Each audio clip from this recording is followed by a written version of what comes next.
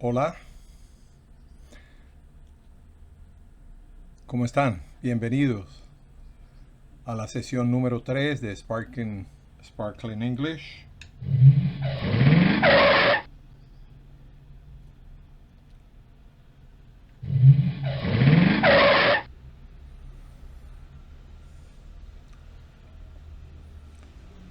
Me complace mucho el que continúe en esta sesión en el que vamos a continuar con lo básico. Como recordará, en la sesión anterior estuvimos concentrados en la pronunciación de las vocales y de algunas consonantes como algo clave, como algo importante en el manejo del inglés, como una forma de hablar un sparkling English y no un broken English. Recuerden, un sparkling English es un inglés brillante. Un broken English es un inglés mal hablado. Así que bienvenidos. Como recordarán, mi nombre es Luis Manuel Díaz Bocio y los estaré acompañando en esta y en muchas otras sesiones.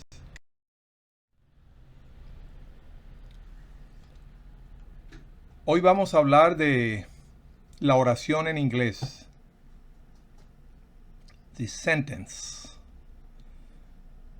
Comprender la estructura gramatical del inglés para aprenderlo bien es comparable con el desarrollo de un feto humano. Si en su inicio y desarrollo embrionario se genera el sistema óseo y los órganos, y luego se completa con el desarrollo de los músculos y la piel, se puede esperar un nacimiento y un crecimiento saludable.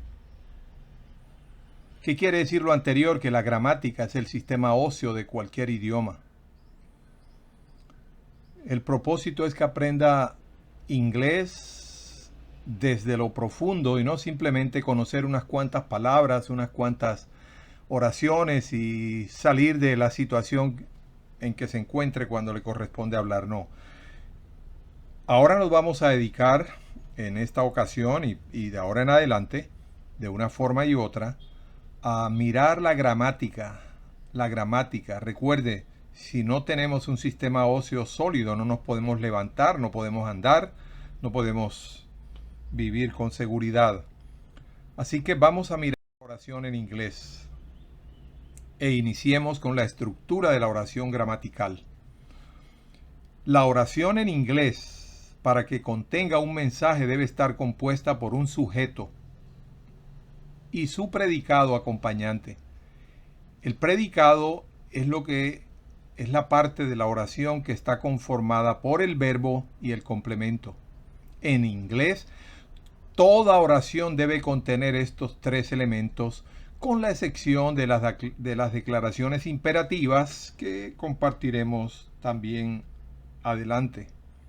Recuerde, en español yo puedo obviar el sujeto, porque cuando digo voy a tu casa, se entiende que soy yo.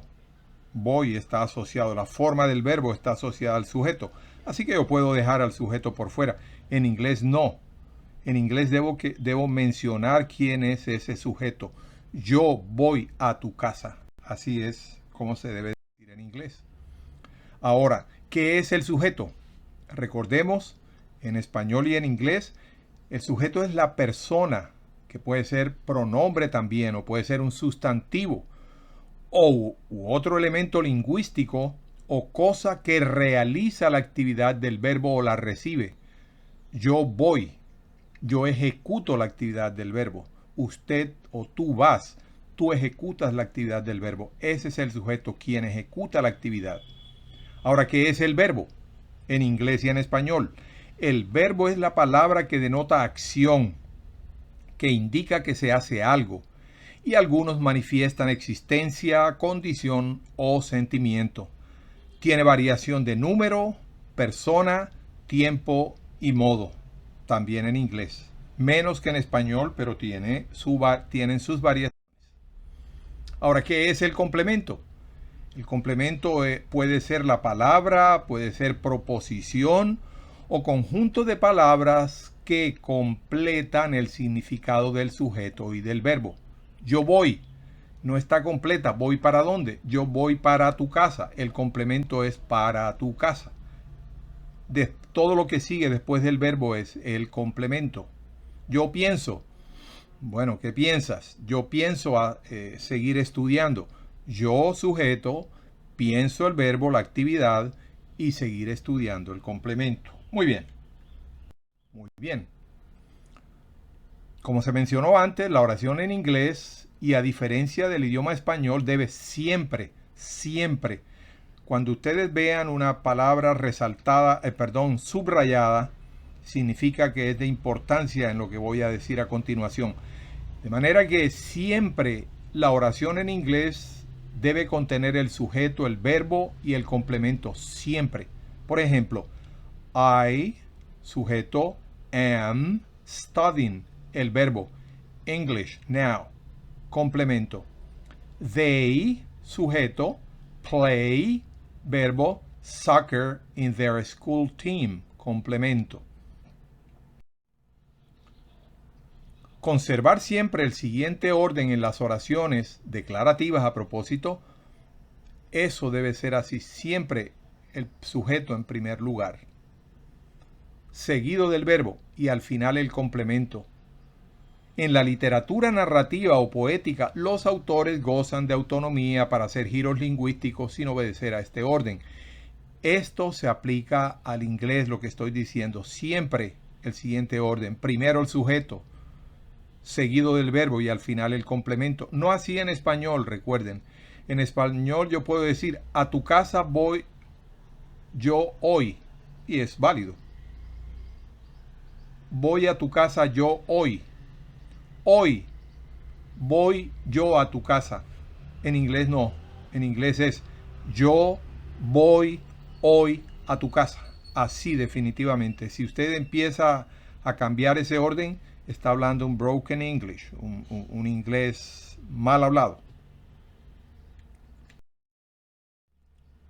En cuanto a la parte gramatical y hablando de la primera parte de la oración, el sujeto, como decía antes, puede ser un pronombre personal o un nombre.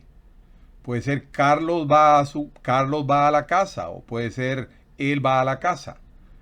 Los subject pronouns o pronombres personales en inglés, que usted los conoce probablemente y si no los va a conocer ahora más, son I, you, he, she, it, we, you, they.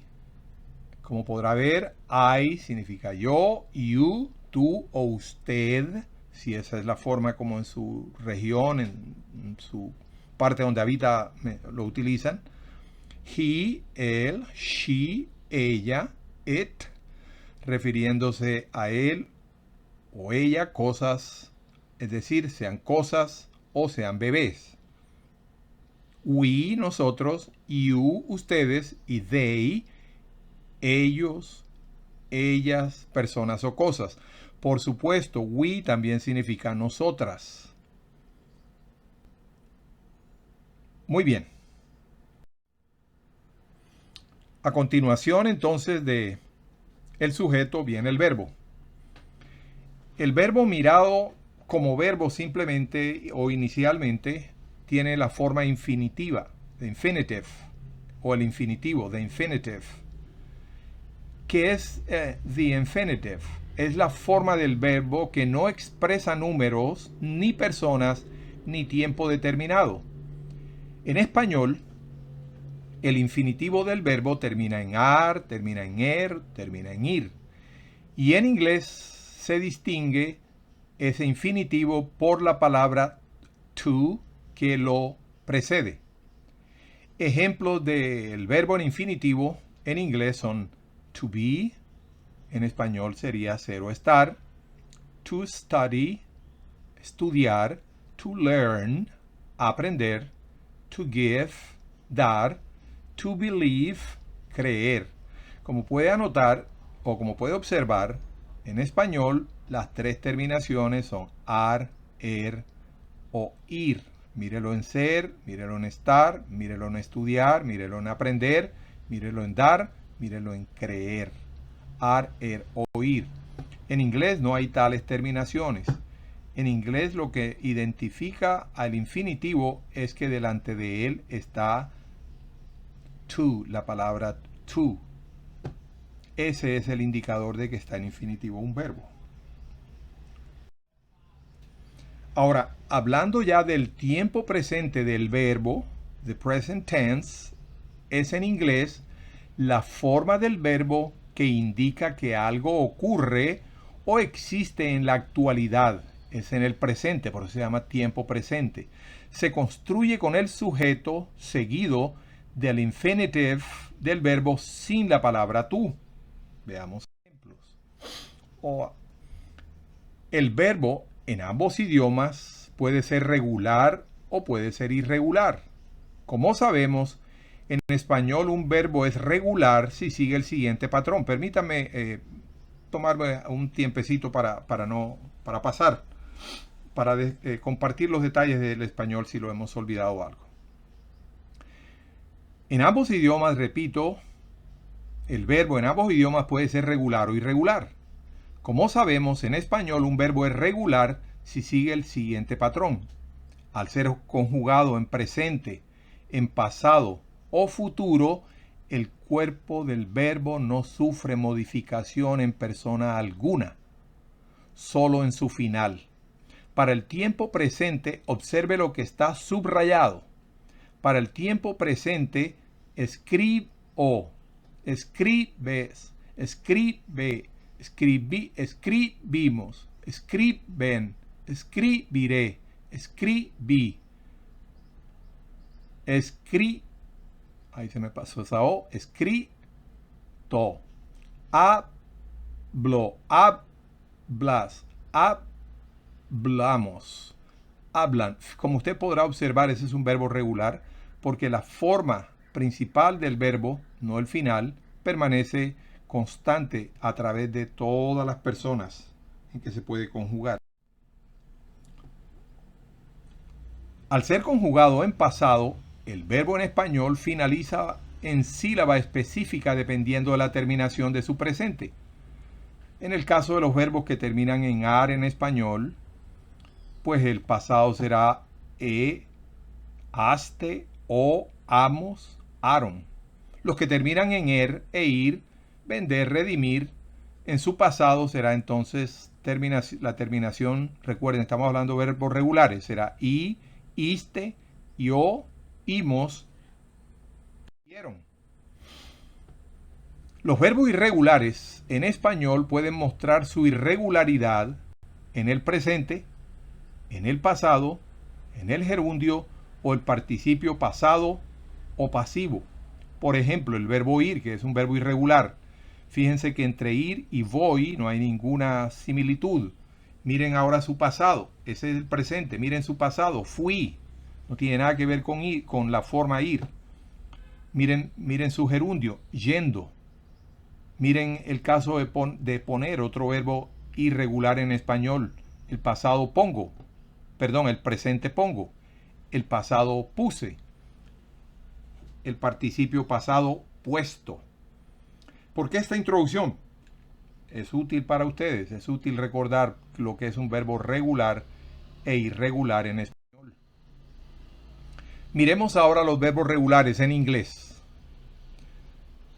Todo verbo regular, al ser conjugado en presente, el cuerpo del verbo sufre modificación solo en la tercera persona. Miremos el verbo to walk. No, la L no se pronuncia, to walk. I walk, you walk. Fíjense que es exactamente el mismo walk. He, she, it walks. Toda la diferencia es esa S que está subrayada. We walk, you walk, they walk. Todas las personas del verbo aparece, en cada una de ellas, aparece la misma forma, walk, que no es el caso del español. Al ser conjugado ese verbo regular en pasado finaliza en la sílaba o con la sílaba ed en todas las personas. Por ejemplo, nuevamente, to walk, I walked, you walked, he walked, she walked, it walked, we walked, you walked, they walked. Eso es un verbo regular. Otros ejemplos que usted puede y debe repetir son to open. En el presente, I open, you open, she or he or it opens, we open, you open, they open. To finish, I finish, you finish, he, she or it finishes, we finish, you finish, they finish. Si fuese el pasado, entonces sería I finished, finished, y todos los demás igual. You finished, he, she, it finished, we finished, you finished, they finished.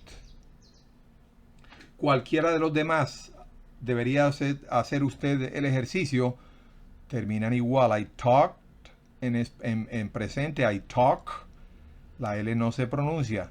I talk, you talk, he, she, it talks. You talk, we talk, they talk. En el caso del pasado sería I talked, se pronuncia una T al final, la ED. I talked, you talked, he talked, she talked, it talked, you talked, we talked, they talked. Y así sucesivamente. Recuerde, lo único que cambia entonces que es el sujeto, pero el verbo en presente sigue igual, excepto la tercera persona, en cuyo caso, en cuya situación se le añade la S, pero lo demás sigue igual. Y en el pasado, recuerde, si es regular, simplemente se le añade la sílaba ed en su forma final. Ya veremos algunas reglas para memorizar en cuanto a cómo se forma el pasado de los verbos regulares en inglés. Continuamos ahora con los verbos irregulares en inglés. Al ser conjugado en presente, el cuerpo del verbo sufre modificación en su tercera persona. Es decir, que en el presente no se notan los verbos irregulares, aun cuando el verbo to be tiene su explicación que ya veremos. Pero en general, en el presente, los verbos irregulares en inglés no muestran que son irregulares. Solamente como los regulares toman en la tercera persona la S. En lo demás, por ejemplo, el verbo write es un verbo irregular, pero en presente es I write, you write, he, she, it writes, we write, you write, they write. Sin embargo, al ser conjugado en pasado, se aprecia una diferencia con respecto a su forma infinitiva, con algunas excepciones que se estudiarán adelante. Ejemplo de write, I wrote. El pasado de write es wrote. Entonces será I wrote, you wrote. Ahora no hay tercera persona con S. He wrote, you wrote, we wrote, they wrote.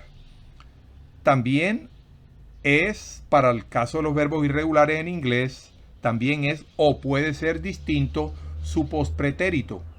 Pospretérito es la forma que en español termina en ado, andado, ido, amado. Eso es lo que se conoce como pospretérito. En el caso del inglés, para los verbos irregulares cambian. Fíjese en el caso de write. Su pospretérito es written, written. No written, no written, sino written. Una E casi que no se escucha. Continuando con los verbos irregulares, algunos ejemplos de verbos irregulares son los siguientes: break, cut, drink, fly, show y win.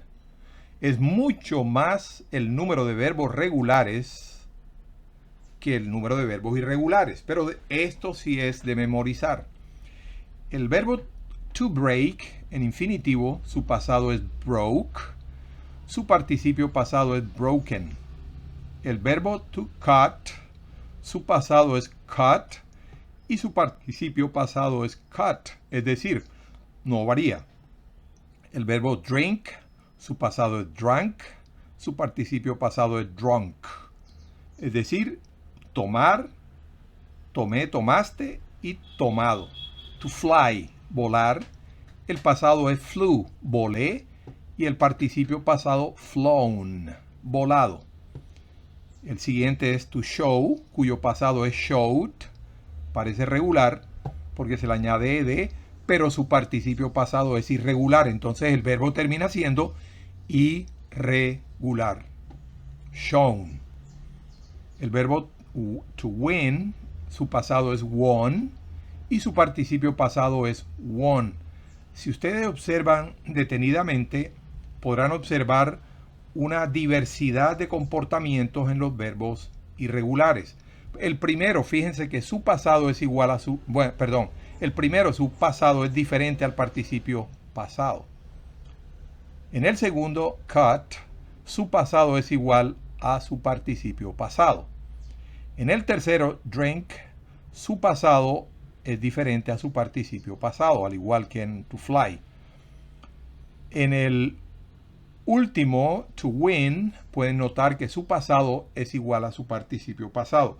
Entonces, no hay regla única para los verbos irregulares. Algunos tienen un pasado igual a su participio pasado, otros son diferentes y en cada caso debemos memorizando. Hablando de oraciones interrogativas, estamos hablando de la oración en inglés. En inglés, las oraciones interrogativas conservan el mismo orden: sujeto, verbo y complemento, todos ellos antecedidos por un auxiliar de presente, un auxiliar de futuro, un auxiliar de pasado o de pospretérito. Por ejemplo, do they study? Do es el auxiliar, they el sujeto, study el verbo, English 3 hours a week, complemento. Fíjense que si quitásemos el do, seguiría una oración declarativa: they study English 3 hours a week. En el caso del ejemplo en futuro, aparece el auxiliar will, que es el auxiliar de futuro. Will they study English following these lessons? Nuevamente, si quito will, simplemente es una oración declarativa. They study English following these lessons. En el caso del pasado, did, que es el auxiliar, no es did, no, did, es una I corta. Did they follow your advice to study English? They es el sujeto, did es el auxiliar, they es el sujeto, follow es el verbo y el resto es el complemento. Volvamos a por donde iniciamos. Las oraciones interrogativas en inglés conservan el mismo orden, es decir, el sujeto, el verbo y el complemento, simplemente que están antecedidos por un auxiliar que debe ser o de presente, futuro, pasado o de pospretérito, que también lo hay, que es el have. Continuando con el tema de las oraciones interrogativas, la oración en inglés, oigan bien, la oración en inglés, a diferencia del idioma español, si es interrogativa en la escritura, debe tener el signo de interrogación solo, resalto, al final de la misma. Can you speak English? ¿Sabe usted hablar inglés?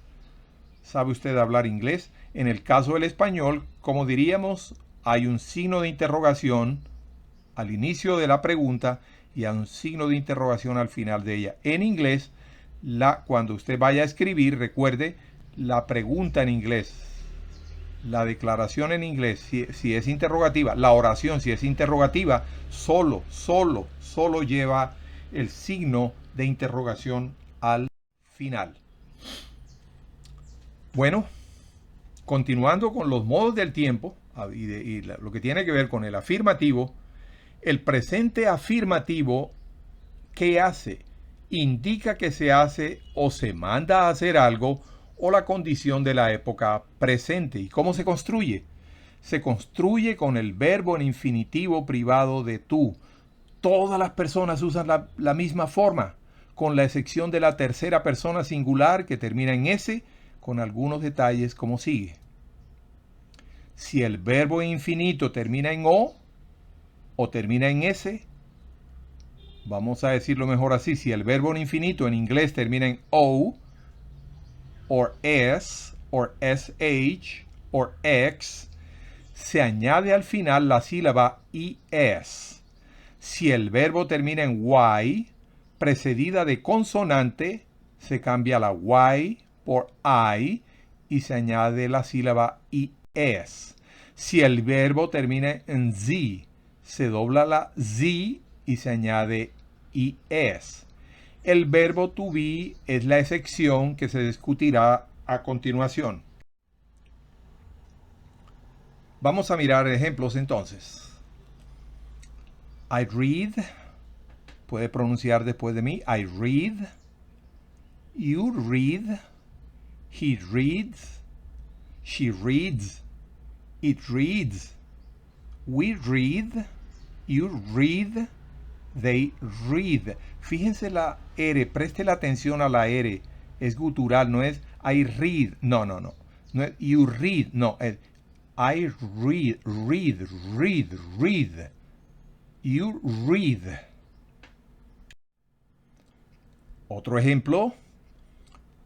Recuerden que el propósito es ver cómo varía la tercera persona. I study. You study. He studies. She studies. It studies. We study. You study. They study.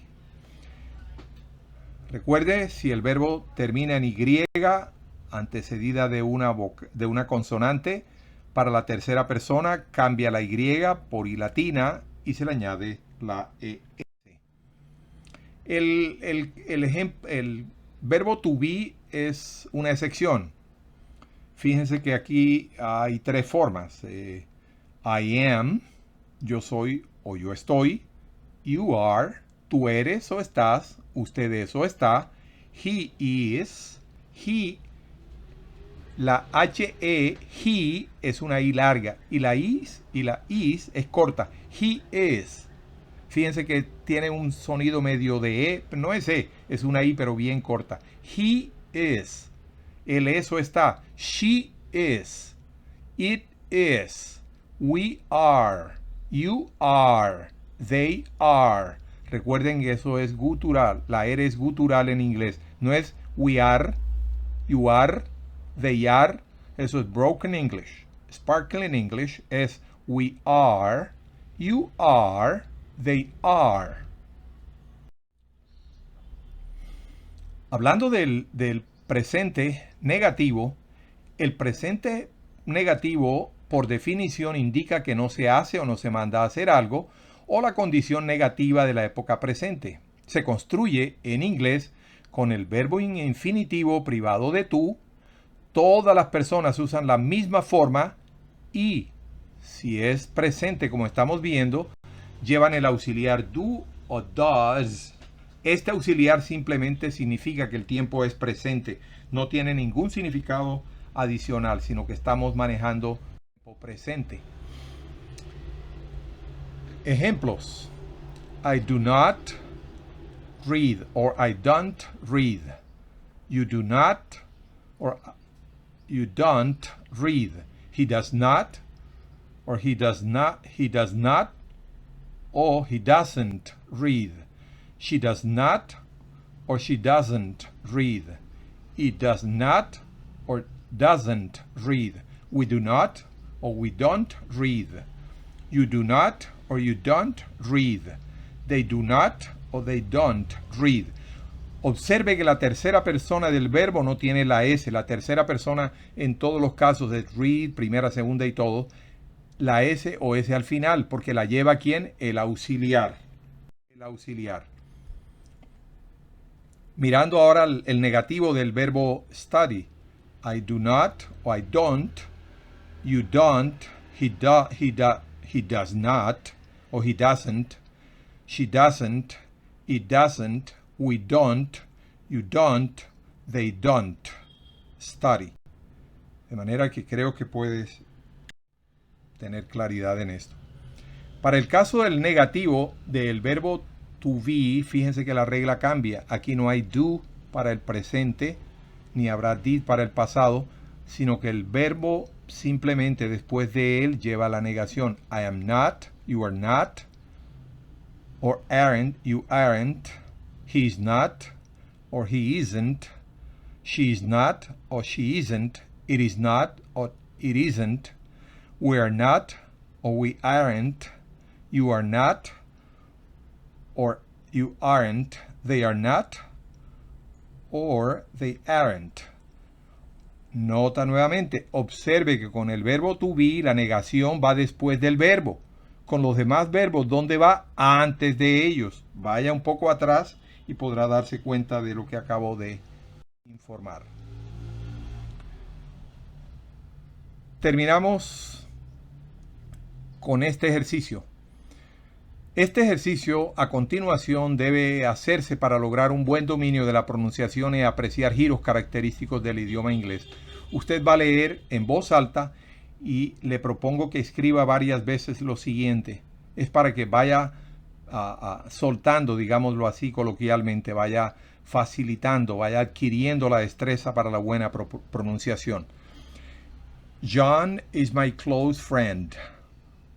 También se puede decir, or John is a close friend of mine. He's married and has 4 children, Robert, William, Janet, and Marie. His wife is Judith. Robert is a medical doctor. William is a teacher. Janet is an accountant. And Marie is an architect. Their father is a farmer. They live in different cities but come together several times a year at their parents'. Robert, William, and Marie are married. Janet is engaged. Robert likes soccer. William is a baseball fan. Janet is not much into sports. Robert likes reading health books while William loves to read history books. Janet prefers to read biographies and Mary mainly about ancient Egyptian architecture. They do not spend much time on their mobile phones. They do not spend much time on their mobile phones. Si fuera realmente en Inglaterra no sería mobile, sino mobile phones, pero en Estados Unidos se pronuncia mobile phones. Bueno, cierro esta tercera sesión invitándolos a una cuarta que está por venir en fecha cercana. Gracias por interesarse, gracias por involucrarse y no dudo que usted va a aprender Sparkling English, no Broken English. Recuerde, Sparkling English, inglés brillante, inglés bien pronunciado, inglés espumeante y no Broken English, inglés mal pronunciado, inglés de arrabales, sino un inglés para cualquier trabajo, para cualquier situación. Gracias una vez más. Cierro esta nueva sesión con los mejores deseos para usted.